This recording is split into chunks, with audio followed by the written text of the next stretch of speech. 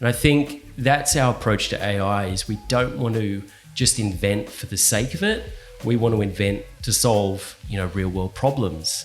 Come on, give me the intro, man. Start. Forget about your intro. Just fuck the intros, fuck everything. Surviving the digital jungle is tough. We're here to guide you through it on the Digital Jungle Podcast. Hello and welcome to the AiiMS Innovate podcast. I'm joined with Paul Korber from Microsoft. Today we're here to talk about all things AI. We know Microsoft has joined the market and become a leader in the industry. And I think Paul can really give us some good insights about what Microsoft is doing with AI technology and how it can benefit you as a business. Hey Fahd. How you going? Great, mate. Thanks for having me. Thank you for being with us, man. I'm excited to hear what you have to say. I'm excited to understand, I guess, the view that Microsoft has with AI. And the first question I want to kind of bring all in is, what made Microsoft invest in ChatGPT in the first place? Yeah, no, it's a question we get, a fair amount, as you might appreciate. Maybe just to start, love to give you a bit of context for where we're at as an ads business. Yeah, of course. So effectively, we've been making large investments in ad tech and obviously AI. In ChatGPT is what we're talking about specifically, but that's powered by OpenAI. And where we've gone from is effectively being known as a single publisher search network to a multi-format, globally scaled ad business. Okay. So if you look at the solutions we've got today, we've got a search publisher in Bing, we've got a browser in Edge, we've got a operating system in Windows, we've got a business network in LinkedIn, we've got a gaming platform in Xbox, and now recently through the acquisition of Xandr, we've got a supply-side platform in terms of Microsoft Monetize, a demand-side platform in terms of Microsoft Invest, and we round it out with a retail media stack as well. And we've got that all under the one ecosystem. So we've made some significant gains. And what I think some people may not be aware is that we've been working in AI for over 30 years with something called Microsoft Research. And so we've made some breakthroughs in vision, speech, and language, that have really solved real world problems. And I think that's our approach to AI is we don't want to just invent for the sake of it. We want to invent to solve, real world problems. And this, if you look at the AI in Microsoft, it spans all of our products from Teams and Outlook through to Bing and Xbox. It's sort of integrated throughout.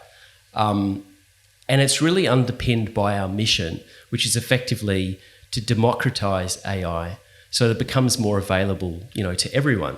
I'll give you an example, and it's something that happened 500 years ago with the printing press. So if you go back to 1450, there were only about 30,000 books in Europe, and they were handwritten by monks. And so to be able to access these books, you had to be rich or privileged, right? And then if you look to 50 years later, printing press came along, and then there were 12 million books that were suddenly available. So reading and knowledge were democratized for the masses. And that's kind of what we want to do for AI. Yeah, and I actually read an interesting stat that I think it was 50 years ago, the average person wouldn't have more knowledge accumulated than what's in the typical newspaper. And that just blew me away because obviously with AI and how we're changing the landscape of information, that seems like you'd learn it in a day. So I couldn't agree with what you said more. And I always knew Microsoft had so many products and so many powerful products, but the way you've just structured them, it gives me a real understanding now. There's a footprint in such critical areas of businesses' lives, and I think really what the one I want to focus on or talk about, at least in this part, is the Bing search engine. And my question would be, okay, so Microsoft invested in OpenAI. Now that's benefited the Bing search engine quite a lot. So can you kind of elaborate on how ChatGPT, OpenAI, the integration with Bing, and what that means, what that looks like? Yeah, no, for sure. So look, the first thing is that Bing now runs on GPT-4, yes, which is effectively, the most premium version of ChatGPT.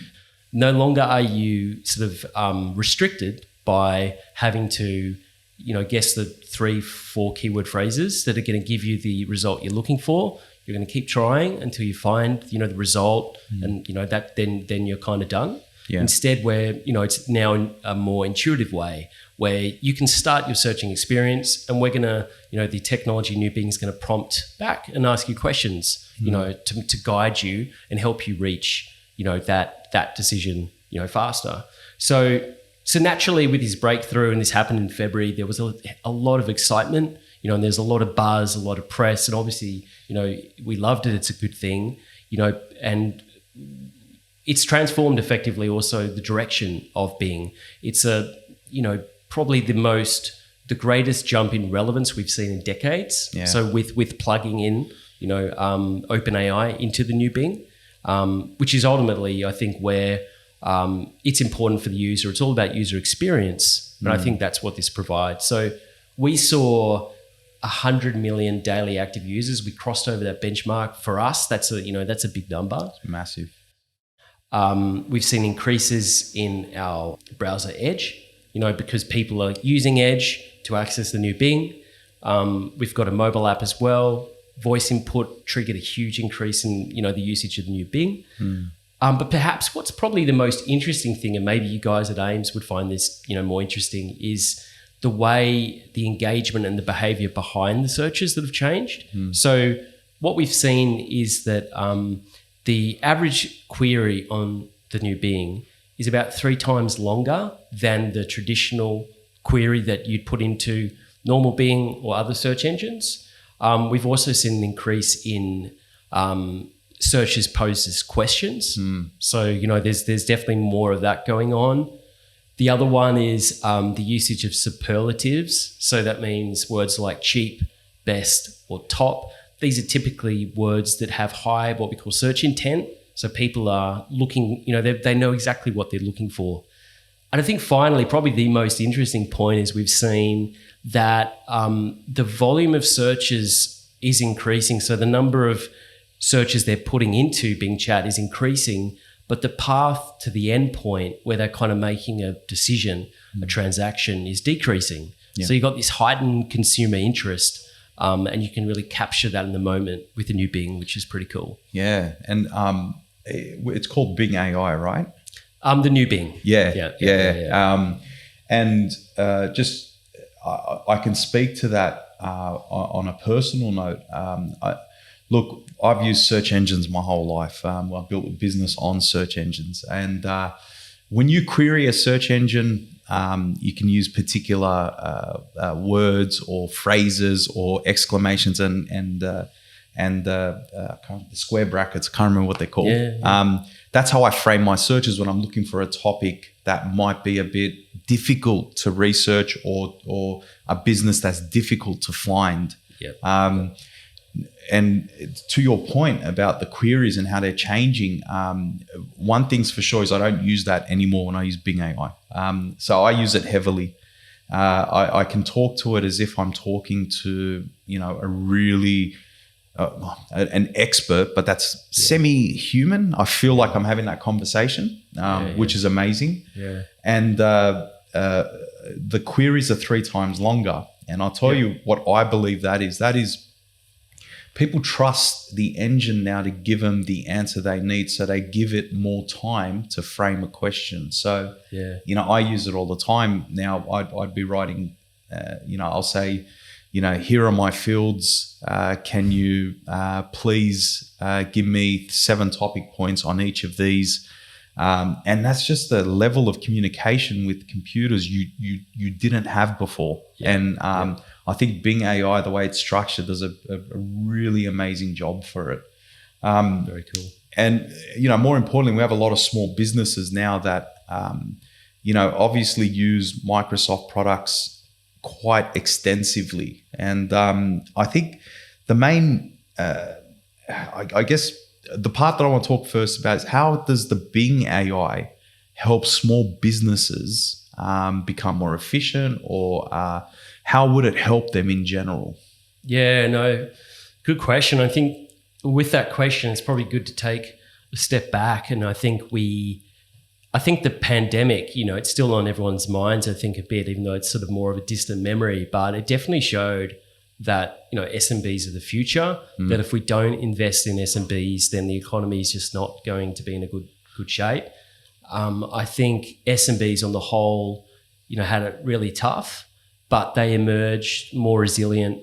They had to be more, they had to be able to adapt more. And I know personally with your clients, because I was very close to your guys during the pandemic, and we were talking often about how things were changing and what they were having to do to pivot, right, to make sure that they stayed viable despite government assistance. But where we are in 2023, I mean, there's more change coming. Small businesses are facing cybersecurity threats. They're facing, the change to remote work and how that's persisted. They're having to deal with an economic downturn, in the face of a cost of living crisis. So we think that this all presents an amazing opportunity for small businesses to use AI and integrate it in their, day-to-day.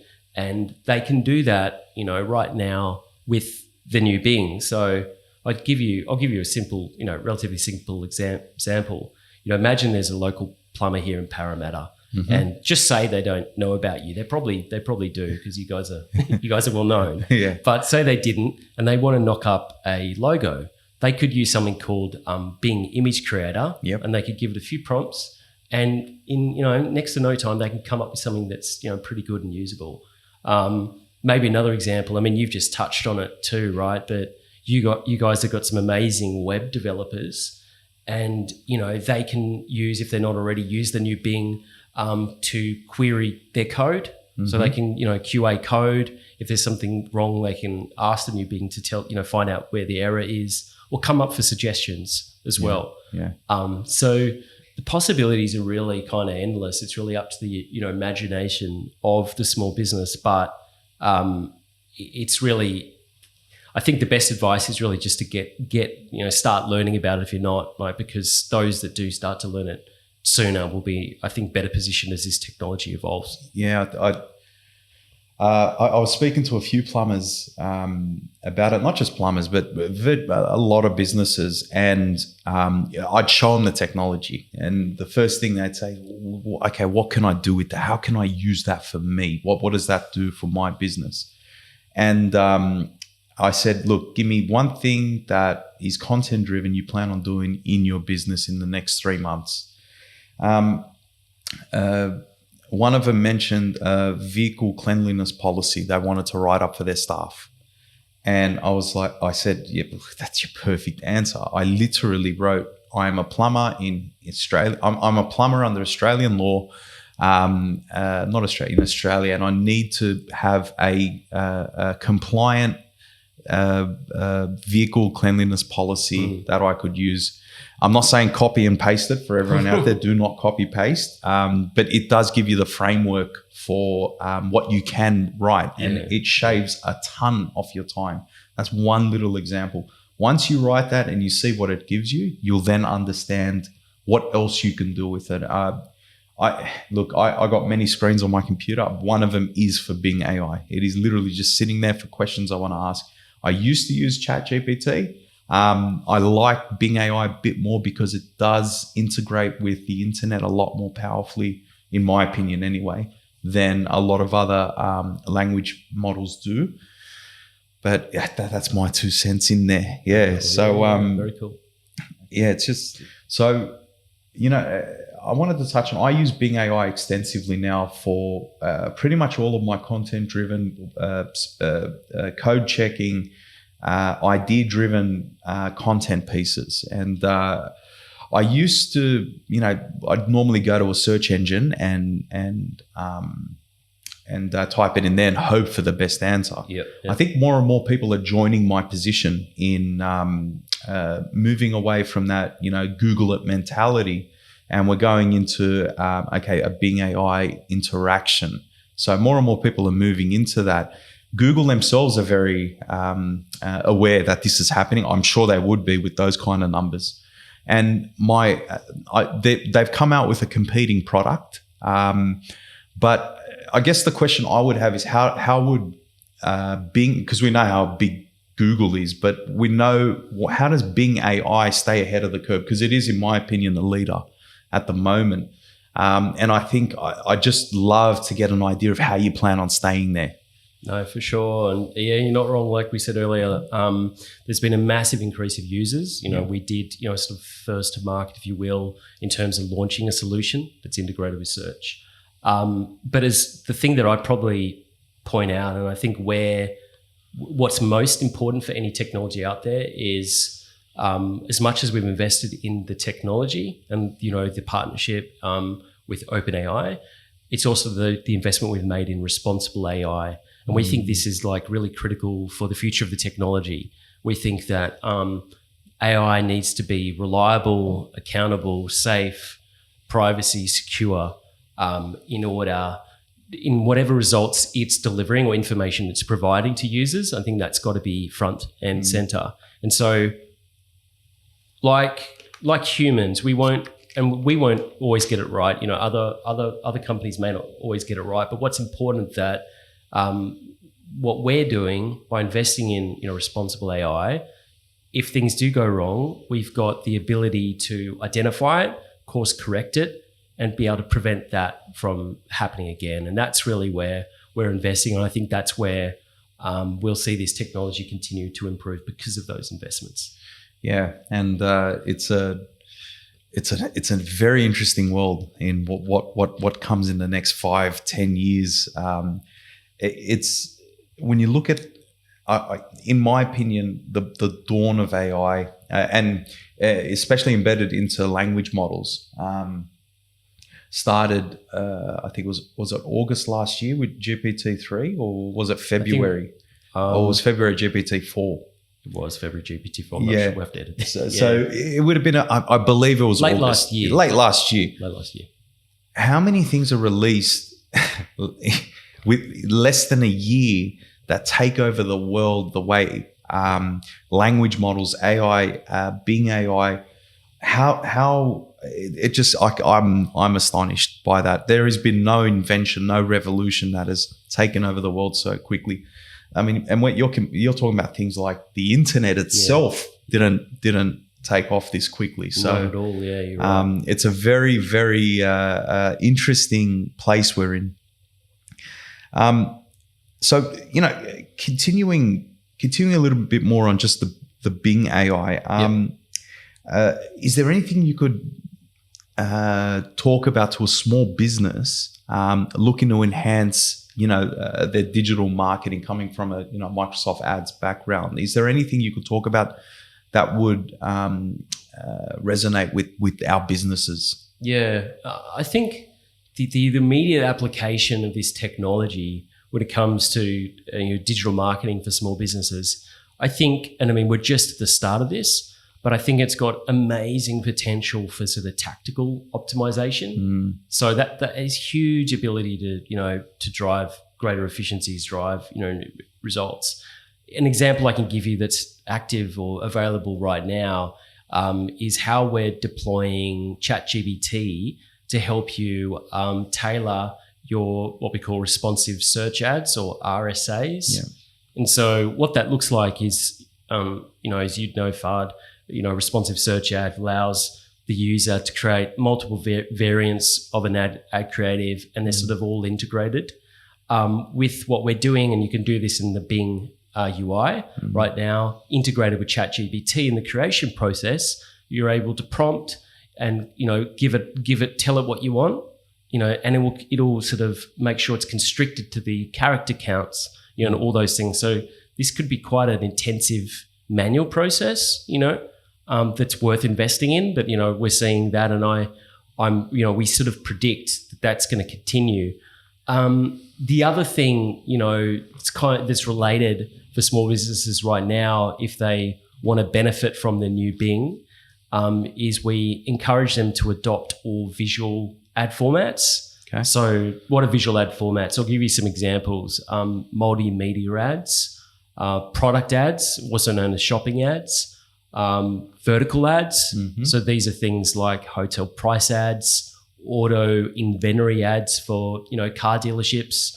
By adopting those visual formats, SMBs will have a chance of appearing more in the new Bing because, we want to make the experience visual. Yes. And so that's one thing, or one bit of advice of something that your clients, and I know your clients are already doing this. So, you're making sure that your clients are benefiting from it, which is cool. Yeah, definitely. I think where it is now and where you can take that level of power is probably not the best word, but it's mind-boggling. I see at some point being able to read a website you might have and being able to develop its own ads off it. I can see a direction like that possibly happening in the future because it just makes perfect sense. And, the responsive search ads are, extremely from our end, because our customers ask us to do it, but they're really labor intensive, and to come up with,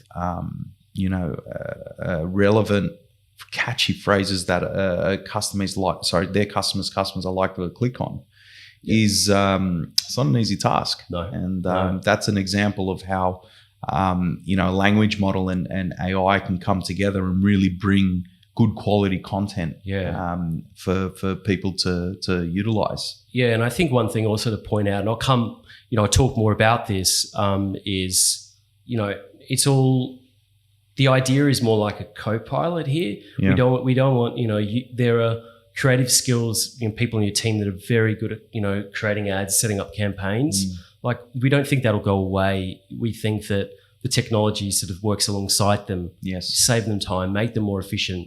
Yes. So that you can get more done and you can produce better quality content, better quality outputs, but you're not losing the human element.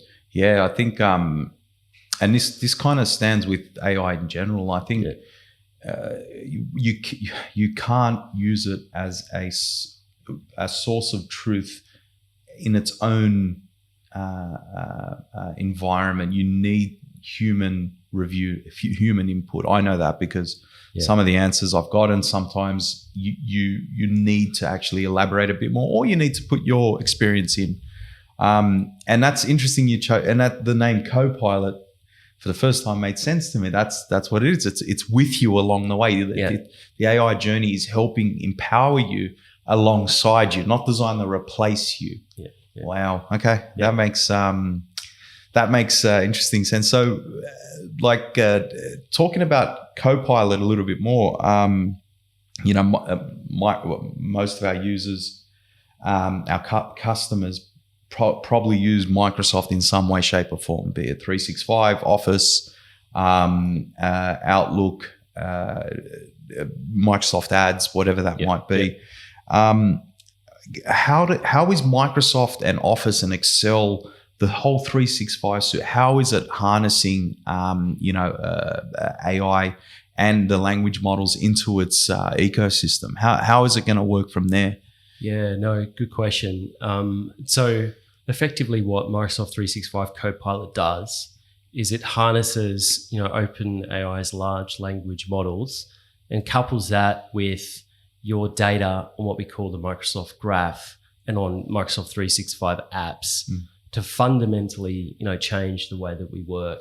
I mean, it's still early days, but it's astonishing, the power, and particularly in the hands of SMBs. And I think, I touched on it before, we think that AI maybe up to this real step change has been seen as a sort of done for you. You use AI to do something with no further input. It's done, it's good. But we see it differently, and we see it as this notion of a co-pilot, and that, you need AI sits alongside you to help you take care of tasks and take care of things that effectively are highly manual and, quite frankly, are not a good use of time. And really what that should do is it should free you up to be more creative as an SMB. So I think one thing that I'd say, and what we did a study, is that businesses globally are struggling with more digital debt. So, what we did a survey, it was 31,000 people across 31 countries. And top level, what they saw was that businesses were on average spending about 57% of their time communicating, but only 43% of their time creating. Wow. So when you drill down into that, we saw that within that sample, the heaviest email users were spending in excess of 8 hours a week just on email, and meeting users about the same. So you're kind of losing more than 2 days just to emails and meetings. And I know, look, everyone will see it differently, but it's not always the most productive use of time, to put it that way. So we think that what if the tools could learn how you work rather than, the other way around? And I think that's where, something like M365 Copilot comes in. So I'll give you an example. So imagine you guys, run various team meetings each week for your various departments or whatever, right? So you can, with Copilot, you can effectively use Teams to record a team meeting and say, 5 people are sick. It's winter. There's lots of bugs going around. I've got a bit of a cold myself. And say 5 people away, but you can automatically tee it up to send a meeting summary to those people, so you don't have to follow up yourself. Because that's who don't have the time. So that's just one example of many. But I think it just gives more agency and allows the technology to be more useful. Yeah, I'll go you one up. We actually are using it right now. Meeting notes, not many people take good meeting notes. It's very hard. I tried taking meeting notes. I end up with pictures and drawings and pointless stuff I never ever look back into. But ever since we implemented, AI taking over meeting notes and producing the summaries, man, everyone reads them because everyone needs to go back at some point. So we attach it now to all our project logs, everything that we use. Every meeting we have, call it a daily stand-up for our sprints. We literally sit there and look over what was said and what are the action points, which is something we didn't do before. So not only does it reduce your time in, you can call it pointless communication, but ineffective communication, you also actually remember and action the things that you said you were going to do in a meeting, as opposed to getting around to it or losing it all in a conversation. So I can definitely say we're there. We're there. Sure. Excel, man. Okay, in our industry, we have to write, content for example, a plumber targets many suburbs.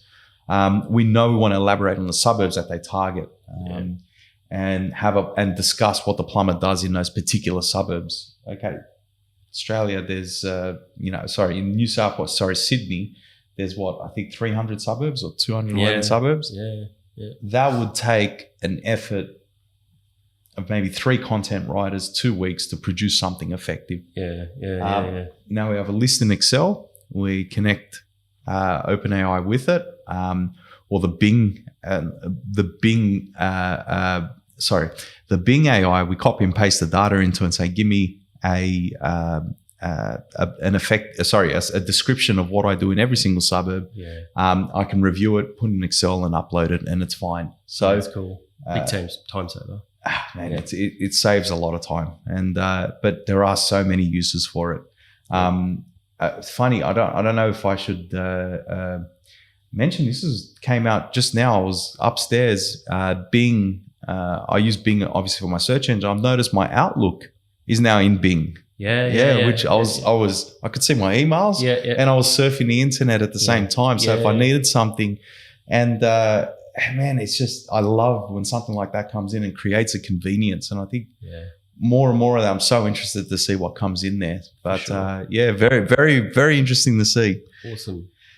So that's what it does. But tell me about I guess any upcoming features, like, well, what are the plans for, Microsoft and Copilot in, the near future? What updates? What are we getting? People want to know. We all use your products, and we'd love to hear about, what the future lies, short term and slightly long term, if you want to dabble into that. Yeah, no, for sure. I think the first thing to say when it comes to like the Microsoft 365 Copilot is very early days, but like, let me give you a bit of a glimpse into what I call the near future. Yeah. So just imagine you're an electrician, and just say that you've come back from a couple of weeks holidays. So it was school holidays. You probably, being a small business owner, you probably did work a bit during the holidays, but let's just pretend maybe you didn't. And so you're going to come back to a ton of emails, right? And so what you could do is your first job will be, right, get Copilot to scan all your emails and flag to you any customer concerns or supplier concerns. Wow. Say you've got hundreds of emails, right? Bring them to my attention and summarize them for me. And so you can imagine, so there we go. We've just saved hours, right? Wow. So there we go. So we're going to get on top of that now. Yeah. That's job number one. And then say job number two is you want to see you've got a couple of guys or girls on the road, and you want to see, what's been their profitability like while you've been out. And, in Excel, you can integrate that data probably with your CRM, and you can get Copilot to produce some nice graphs, or, identify what's that looked like while you've been away, just so you can stay on top of it. And maybe recognize, if someone's done really well, and you could do that, very quickly. Maybe so the next thing, front of mind is you're going to be wanting to generate revenue. So you're going to be wanting to get on top of some quotes perhaps. So what you could do is you've got some quotes that, long overdue, right? You know what it's like as a business owner. You're trying to get quotes out, but you just, don't have the time. Yeah. With Copilot, you could use it to scan emails and even Teams chats to help you produce a quote in Word, and say even do something like produce the latest safety work method statements, the SWIMs, which are important for electricians. They have to get that, the latest one from the site. Yeah. You can make sure that's inserted into your quote. Wow. Again, saving, a ton of time and making sure that, things are done properly. Wow. And then look, the final example, we probably talked about it earlier, maybe you want to jump on a Teams call with a couple of your guys or girls on the road and just talk about, what's been going on. You can record it, automatically get it to send notes to everyone afterwards, so they, don't forget to follow up because you're all on the road. Yeah. So, there's just, I guess a couple of examples of what it will look like. But, look, it's moving at such a rapid rate, Fahd, as you know. So like what it looks like today could look, vastly different in a couple of months' time. But I think the message is really, if you're an SMB, there's some amazing products on Microsoft, and Microsoft advertising that, you could use, to drive serious sort of productivity, efficiency gains. Yeah, it's definitely an ecosystem of software and advertising you don't want to miss out on as a business. It's so powerful. We use Copilot now in Visual Studio Code, which is another Microsoft product. Yeah. And our team love it. Our team love it. We work, obviously our team works a lot with developers, software developers. Man, it's the productivity you have it's unmatched. And I can't see us going back any way, shape or form to anything we did before. And who knows what that's going to look like in a year's time. True. I guess everyone wants to know, how do I get into, how do I start experiencing, the Bing AI, the power of it? How does one get started into this? Yeah. You know what the beauty of it is, Fahd, is you just have to go to bing.com. Yeah. It's all there. The new Bing is bing.com. Yep. And literally, I just encourage you to experiment. There's also, you can have a sidebar if you're, using Edge, the browser Edge. So really encourage you, if you're not using Edge, to give that a go, because you can effectively have a sidebar. You click on the Bing logo in the top right, and that sort of pops out, and you can be using the new Bing in parallel to whatever you're doing. So you can always have it open. Say you're on your website, on a website, a client's website, and then you want to go back to search. You don't have to go back to the new Bing. You got the sidebar open, and you can just go through that, and it's going to give you information on the fly. You can query what's on the page. All very cool, so easy to use, right? So that would be it. Like, it's literally there for everyone to use. Hear that, everyone? Get on Bing.com, download Edge if you don't already have it, and start experimenting. I know I'm using it. I love it. I can't think of a way I would go back to not using such powerful software now. And I think in the next 1 to 2 years, even what I say now is probably going to seem old. Everything we talk about now is going to be like, that's a year ago technology. So exciting times, man. Exciting times. For sure. Paul, thank you so much for this, man. You really, really shone a light around this world that I don't think a lot of people understand. And coming from yourself, it really resonates. And I hope we can talk more in the future about some later updates. And but in the meantime, man, thank you so much for coming on and being a part of this podcast. Awesome, mate. No, thank you so much. A lot of fun. We'll do it again soon. Awesome. Sounds good. Okay, thanks.